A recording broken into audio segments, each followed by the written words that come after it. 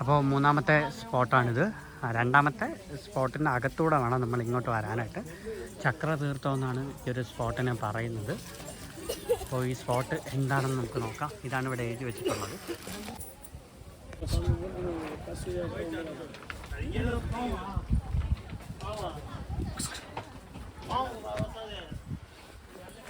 അപ്പോൾ മൂന്നാമത്തെ സ്പോട്ടിലോട്ട് നമ്മൾ പൊയ്ക്കൊണ്ടിരിക്കുകയാണ്. ചക്രതീർത്ഥം എന്നാണ് മൂന്നാമത്തെ സ്പോട്ടിൻ്റെ പേര്.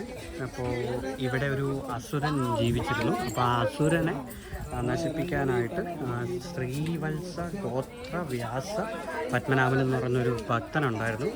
അദ്ദേഹം അസുരൻ്റെ പിടിയിൽ നിന്ന് ജനങ്ങളെ രക്ഷിക്കാൻ വേണ്ടി ഈ സ്ഥലത്ത് 12 വർഷം തപസ്സിരുന്നു എന്ന് പറയുന്നുണ്ട്. അങ്ങനെ 12 വർഷം തപസ്സിരുന്നിട്ട് മഹാവിഷ്ണുവിനെ പ്രത്യക്ഷപ്പെട്ട് ആ അസുരനെ സുദർശന ചക്രം കൊണ്ട് വധിച്ചു എന്നും പറയുന്നുണ്ട്. അങ്ങനെ ആ വധിച്ച സുദർശന ചക്രത്തിനെ തണുപ്പിക്കാൻ വേണ്ടിയാണ് ഈ ഒരു ചക്രതീർത്ഥം എന്ന് പറയുന്നൊരു സ്ഥലം ഉണ്ടായത്. പോരാഞ്ഞിട്ട് ഇവിടെ വെങ്കടേശ്വര ഭഗവാനെ ലക്ഷ്മി നരസിംഹ രൂപത്തിലും ഇവിടെ കാണാൻ കഴിയും എന്നാണ് പറയുന്നത്. എല്ലാ വർഷവും കാർത്തിക മാസത്തിലെ 12-ാം തീയതി അവർ ഈ ഒരു ശ്രീവരി ക്ഷേത്രത്തിൽ നിന്ന് പ്രസാദം കൊണ്ടുവന്ന് ഈ വിഗ്രഹങ്ങൾക്ക് വഴിപാടർപ്പിക്കും എന്നാണ് പറയുന്നത്. ഈ തീർത്ഥത്തിൽ കുളിക്കുന്നതും നല്ലതാണെന്നൊക്കെയാണ് പറയുന്നത്. ഒരുപാട് ഐതിഹ്യങ്ങളുണ്ട്. ഇതിപ്പോൾ ഞാൻ പറഞ്ഞത് ഗൂഗിൾ ട്രാൻസ്ലേറ്റ് ചെയ്ത്, അതായത് ഇവർ കന്നഡയിൽ എഴുതി വെച്ചിരുന്നത്, തെലുങ്കോ കന്നഡ എന്തോ ആണ്, അതിൽ എഴുതി വെച്ചിരുന്നത് ഗൂഗിൾ ട്രാൻസ്ലേറ്റ് ചെയ്ത് എടുത്തൊരു ഇതാണ് ഞാനിവിടെ പറഞ്ഞിട്ടുള്ളത്. നമ്മളിപ്പോൾ ചക്രതീർത്ഥത്തിലോട്ടാണ് പൊയ്ക്കൊണ്ടിരിക്കുന്നത്.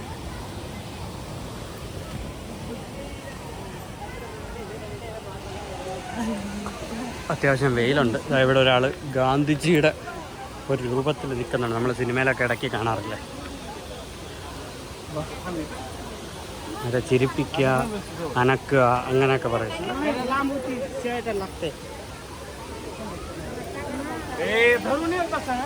ഒറിജിനൽ പ്രതിമ പോലെ തന്നെ ഇരിക്കുന്നു.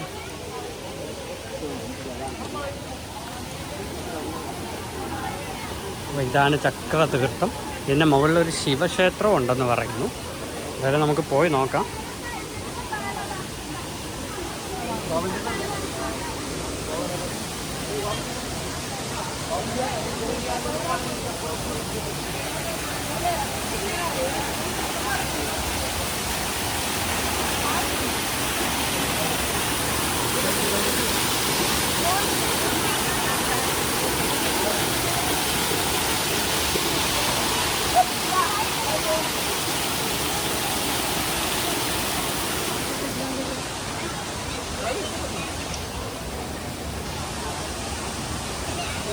ഇത് മലയുടെ മുകളിൽ നിന്നാണ് വരുന്നതെന്ന് പറയുന്നത്. പക്ഷെ പ്രോപ്പറായിട്ടൊരു ഉത്ഭവം ഇതുവരെ ആരും കണ്ടുപിടിച്ചിട്ടില്ല എന്നൊക്കെ പറയുന്നുണ്ട്. എനിക്കറിയില്ല, ഞാൻ കേട്ടറിഞ്ഞ കാര്യങ്ങളാണ്. കാരണം ഇവിടുത്തെ കടക്കാർ പറഞ്ഞിട്ടുള്ള കാര്യമാണ് ഇങ്ങനെ.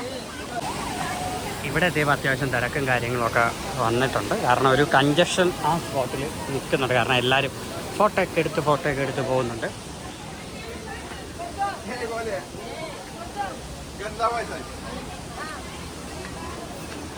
ಗೋವಿಂದ ಗೋವಿಂದ ಗೋವಿಂದ ಗೋವಿಂದ ಏನು ಮಾಡ್ತೀರಿ? ನಾನು ನೀಡಬೇಕು ಸಿಲೆಕ್ಟ್ ಹೋಗಬೇಕು ಓಲೆ ಒಂದು ಟಿಕೆಟ್ ಪಿಚಿಗೆ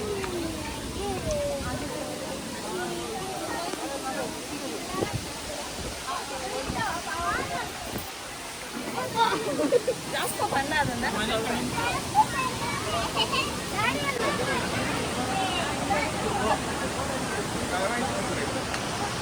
असं बुद्ध कोणतरी मंदिर बुद्ध आले असेल तर प्रचार करायला.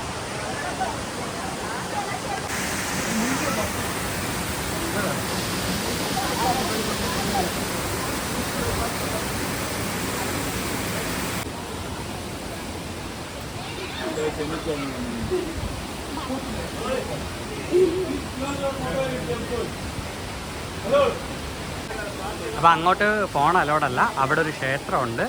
മഹാദേവൻ അവിടെ ഇരിപ്പുണ്ട്, ബ്രഹ്മാവ് അവിടെ ഉണ്ട്. പിന്നെ മഹാവിഷ്ണുവിൻ്റെ സുദർശന ചക്രം അവിടെയാണ് വരുന്നത്. ലക്ഷ്മി നരസിംഹസ്വാമിയുടെ ഒരു ചെറിയൊരിതുണ്ട്, അതും അവിടെ തന്നെയാണ് വരുന്നത്. മെയിനായിട്ട് കഥ സൂചിപ്പിക്കുന്നതെന്ന് പറയുന്നത് മഹാവിഷ്ണു ഭൂമിയിൽ വന്ന സമയത്ത് മഹാവിഷ്ണു ഇവിടെ തപസ്സിരിക്കുന്നൊരു സ്ഥലമാണ്. അപ്പോൾ തപസ്സിരുന്ന സ്പോട്ടിൽ ബ്രഹ്മാവും ശിവനും കൂടെ ചേർന്ന് പശുവിൻ്റെ രൂപത്തിൽ വന്ന് മഹാവിഷ്ണുവിന് വിശപ്പുണ്ടായപ്പോൾ പാല് കൊടുത്തു എന്ന് പറയുന്നുണ്ട്.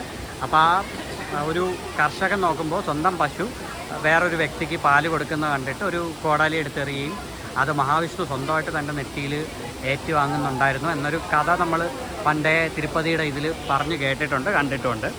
അപ്പോൾ ആ ഒരു കഥയെ ആസ്പദമാക്കിയിട്ടാണ് ഇവിടെ മഹാദേവനും ബ്രഹ്മാവും കൂടെ തപസ്സിരിക്കുന്നു എന്ന് പറയുന്നത് തിരുപ്പതി മഹാവിഷ്ണുവിന് വേണ്ടി. കാരണം രണ്ടുപേരും ബ്രഹ്മാവും ശിവനും ഇവിടെ ഉണ്ടെന്ന് പറയുന്നുണ്ട്. പിന്നെ തൊട്ടപ്പുറത്ത് നരസിംഹമൂർത്തിയുടെ ഒരു ഇതിരിപ്പുന്നുണ്ട്. നരസിംഹമൂർത്തി എന്തിനിരിക്കുന്നു ചോദിച്ചാൽ ഞാൻ ആദ്യമേ ഇങ്ങോട്ട് വന്നപ്പോഴേ പറഞ്ഞായിരുന്നു, ഒരു അസുരനെ വധിക്കാനായിട്ട് മഹാവിഷ്ണു ഇവിടെ നരസിംഹമൂർത്തിയുടെ രൂപത്തിൽ പ്രത്യക്ഷപ്പെട്ടതായിട്ടും സുദർശന ചക്രം വച്ചിട്ടാണ് ആ അസുരനെ വധിച്ചതും ആ സുദർശന ചക്രത്തിനെ തണുപ്പിക്കാനായിട്ട് ചക്രതീർത്ഥം ഉണ്ടായെന്നും ആ ചക്രതീർത്ഥത്തിലൂടെയാണ് സുദർശന ചക്രം ശാന്തമായെന്നും അപ്പോൾ ആ സുദർശന ചക്രം സ്വയംഭൂവായിട്ട് ഇവിടെ ഇരിക്കുന്നെന്നും പറയുന്നുണ്ട്.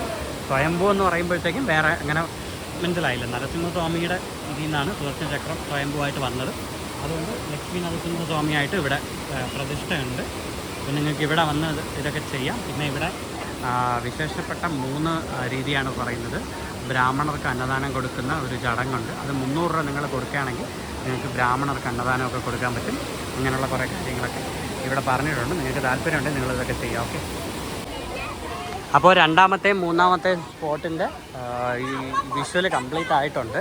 അപ്പോൾ മൂന്നാമത്തെ സ്പോട്ട് ചക്രതീർത്ഥവും രണ്ടാമത്തെ സ്പോട്ട് ആർക്ക് സ്റ്റോണുമാണ്. അപ്പോൾ അത് രണ്ടും കണ്ടിട്ട് വേണം ഇനി അടുത്ത വീഡിയോയിലോട്ട് വരാം. അപ്പോൾ നമ്മൾ 2 കവർ ചെയ്തു. ഇനി വന്ന സ്പോട്ടിലേക്ക് പോകണം. അപ്പം 3 നമ്മൾ കംപ്ലീറ്റ് ചെയ്തു. ഇനി 4ാമത്തെ സ്പോട്ടിലേക്ക് പോവാണ്.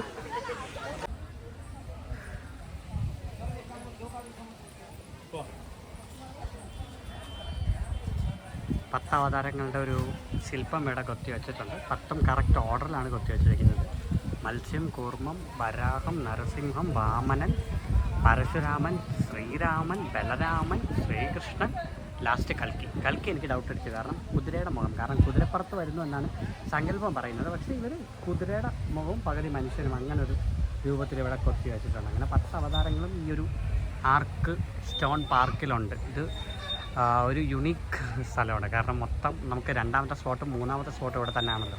അപ്പോൾ നിങ്ങൾ ഈ ഒരു എക്കോളജിക്കൽ പാർക്കൊന്ന് വിസിറ്റ് ചെയ്താൽ നേച്ചറുമായിട്ട് വളരെ ഫ്രണ്ട്ലി ആയിട്ട് നിങ്ങൾക്ക് നിൽക്കാൻ പറ്റും. എന്ന് വെച്ചാൽ നല്ല എയറാണ്, നല്ല ശുദ്ധവായു കിട്ടും. പോരാഞ്ഞിട്ട് നല്ല ക്ലൈമറ്റും കൂടെയാണ്. ഇപ്പോൾ നിൽക്കുന്ന സമയം 11 11 പോലും നല്ല തണുപ്പ് കിട്ടുന്നുണ്ട്. കാരണം വെച്ചാൽ മലയുടെ മുകളിലായതുകൊണ്ട്. ആദ്യം നമ്മൾ പോയ ആ ഒരു ശ്രീവരിപ്പാതിലു അവിടെയാണ് 7ാമത്തെ മലയും ഏറ്റവും ഉയർന്ന സ്പോട്ടും. അതുകൊണ്ടാണ് നല്ല തണുപ്പ് ഫീൽ ചെയ്തത്. അതിൻ്റെ തൊട്ടടുത്ത് തന്നെയാണ് ഈ 2ാമത്തെ 3ാമത്തെ സ്പോട്ട് വരുന്നത്. അപ്പോൾ ഇവിടുത്തെ നരസിംഹം, പണ്ട് കാലത്തുള്ള നരസിംഹമൂർത്തിയുടെ ഒരു പോസാണിത്. അതായത് ആ ഒരു ഫേസ് കണ്ടോ, പണ്ട് കാലത്തുള്ളൊരു നമ്മൾ ഈ ഇപ്പോഴത്തെ ഒരു ഇതിൽ കാണുന്ന പോലെ അല്ല. പണ്ട് കാലത്ത് നരസിംഹമൂർത്തി ഇങ്ങനെയാണ് വച്ചിരിക്കുന്നത്. ഇത് ശ്രീബുദ്ധനാണ്. ഇത് കണ്ടാലേ അറിയാം ശ്രീബുദ്ധൻ്റെ ഒരു പോസാണ്. ശ്രീബുദ്ധനും മഹാവിഷ്ണുവിൻ്റെ അവതാരം എന്ന് പറയാറുണ്ട്. ഇനി വേറെ പല അവതാരങ്ങളും ഇവിടെ കൊത്തി വച്ചിട്ടുണ്ട്. പലതും തെലുങ്കിലാണ് എഴുതി വച്ചേക്കുന്നുണ്ട്. എനിക്ക് മനസ്സിലാവുന്നില്ല. 1, 2, 3 ഈ 3 സ്ഥലവും ഒരേ റൂട്ടിലാണ്. അപ്പോൾ അതുകൊണ്ടാണ് അവർ ഈ ഒരേ റൂട്ടിൻ്റെ ആ ഒരു ആരവും കാര്യങ്ങളൊക്കെ വച്ചിരിക്കുന്നത്. ശ്രീവരിപ്പാട്ടിലും ഏറ്റവും ടോപ്പിലും ശിലാതോരണവും ചക്രതീർത്ഥവും അടുത്തടുത്താണ്. ഇനി നമുക്ക് പോകാനുള്ളത് അടുത്ത നെക്സ്റ്റ് പ്ലേസുകളാണ്. അത് വേറെ റൂട്ടാണ്.